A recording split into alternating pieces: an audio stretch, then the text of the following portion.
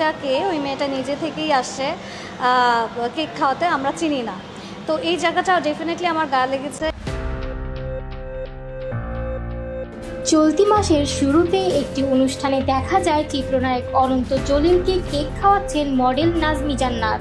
সেই মুহূর্তে পাশে ছিলেন নায়ক অনন্তের স্ত্রী চিত্রনায়িকা বর্ষা। আর এই দৃশ্য ঘিরেই তৈরি হয় নানা গুঞ্জন।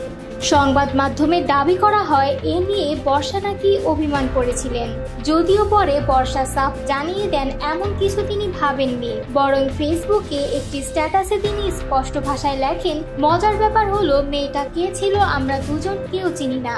এই মন্তব্য নিয়েই এবার মুখ খুললেন সেই আলোচিত মডেল নাজমি জান্নাত। এক সংবাদ মাধ্যমকে দেওয়া সাক্ষাৎকারে তিনি জানালেন নিজের কষ্ট আর আক্ষেপের কথা।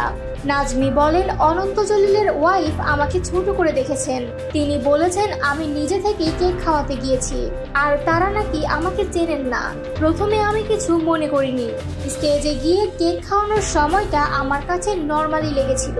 তবে আক্ষেপের সুরে তিনি আরো বলেন, যেটা খারাপ লেগেছে সেটা হচ্ছে আমাকে অচেনা বলা, অথচ আমি তো ওই প্রোগ্রামের ব্র্যান্ড অ্যাম্বাসেডর ছিলাম, এমনকি আমি সেই ইভেন্টের সিইও।